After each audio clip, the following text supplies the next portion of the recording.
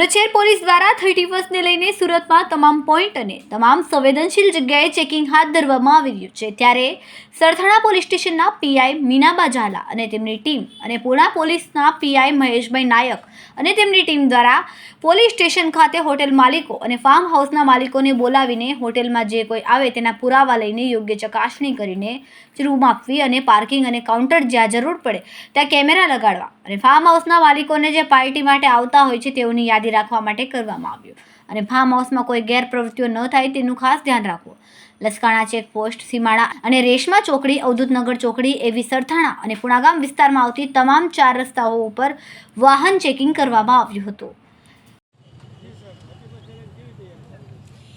31ના તૈયારીઓમાં અત્યારે Sarthana police station વિસ્તારમાં હનુમાન કથાનું આયોજન છે, તો ત્યાં પણ એક મોટો બંદોબસ્ત છે। સાથે સાથે મહેરબાન સીપી સાહેબની સૂચના અનુસંધાને દરેક હોટલોમાં ચેકિંગ ચાલુ છે। આસપાસમાં કોઈ ફાર્મ, કોઈ પાર્ટી પ્લોટ કે ત્યાં કોઈ પણ જાતની કોઈ વગર પરમિશનની કોઈ દિવાળીના 31ના લીધે કોઈ ઉજવણી ન કરે એની સૂચનાઓ આપેલી છે। નાકાબંધી ઉપરાંત પ્રોહિબિશનને લગતી તમામ પ્રવૃત્તિઓ અટકાવવા માટે પોલીસનું સતત પેટ્રોલિંગ ચાલુ છે અને દરેક અવાવરૂ જગ્યાએ પેટ્રોલિંગ ચાલુ છે। એટલે સતત પેટ્રોલિંગ, નાકાબંધી અને 31ના લીધે પોલીસ ખૂબ જ સતર્ક રીતે પેટ્રોલિંગ કરી રહી છે।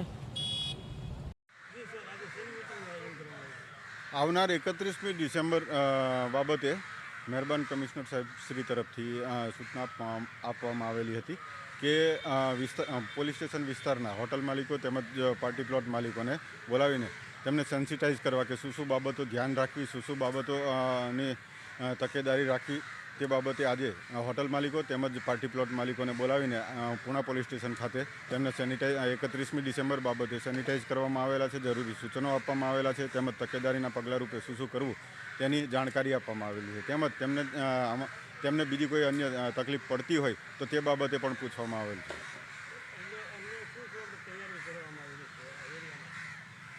એરિયામાં 31મી ડિસેમ્બર ના લક્ષમાં બંદોબસ્ત ગોઠવવામાં આવેલો છે। વાહન ચેકિંગ, નાકા પોઈન્ટ તેમજ જરૂરી ભીડભાડવાળા સ્થળોએ પોલીસ પેટ્રોલિંગ તેમજ પોઈન્ટ રાખવામાં આવેલા છે।